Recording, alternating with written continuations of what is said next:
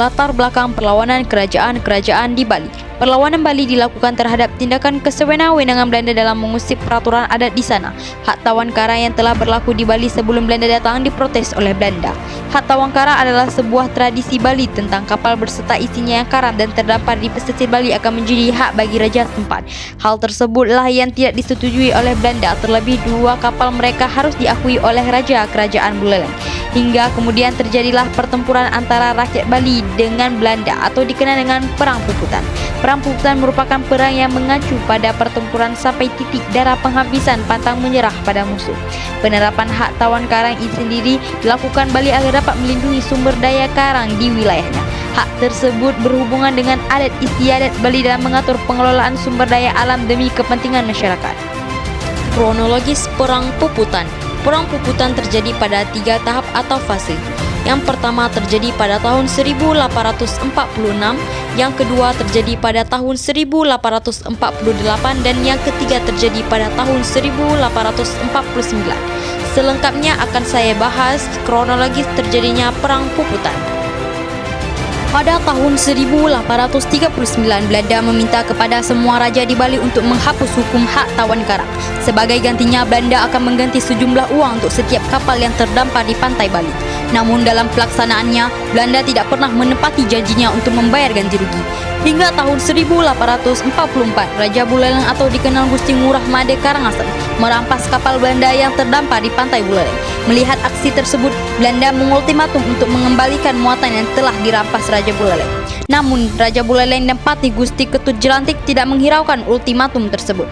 Bahkan, Raja Buleleng ingin melakukan perlawanan besar-besaran terhadap Belanda, sehingga perlawanan tersebut tidak dapat dihindarkan antara pihak Belanda dengan pasukan kerajaan Buleleng yang dipimpin oleh Patih Gusti Ketut Jelantik. Perang Puputan fase pertama. I Gusti Ketut Jelantik kemudian membangun kerjasama dengan kerajaan lain di Bali seperti Kerajaan Karangasem, Klungkung, Mengawi, Gianyar. Dengan adanya pasukan gabungan ini, maka pasukan Gusti Ketut Jelantik mampu menyerang pos pertahanan Belanda dan menawan serdadu Belanda. Perang Puputan fase kedua. Tahun 1848, Belanda mengirimkan kembali pasukan untuk membebaskan para tawanan dan memaksa Raja Bali untuk memerintahkan rakyatnya membongkar benteng.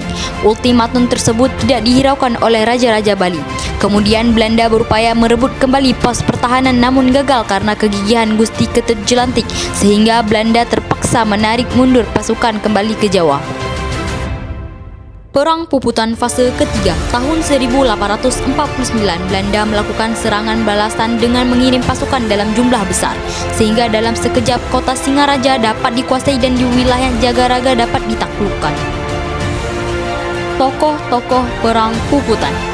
Yang pertama ada I Gusti Ketut Jelantik, dan yang kedua ada I Gusti Ngurah Made Karangasem atau dikenal dengan I Gusti Ngurah Made Agung.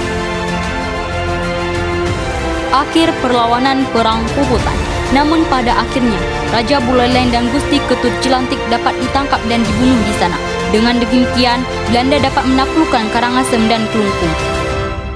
Dampak dari Perang Puputan. Yang pertama, Belanda yang bisa menguasai seluruh kawasan Pulau Bali. Yang kedua, raja-raja yang ada pada Pulau Bali yang menjadi bawahan Belanda sehingga membuat pengaruh kerajaan di Bali menjadi melemah. Yang ketiga, Belanda yang bisa menguasai perdagangan di Bali dan menerapkan monopoli di pulau tersebut.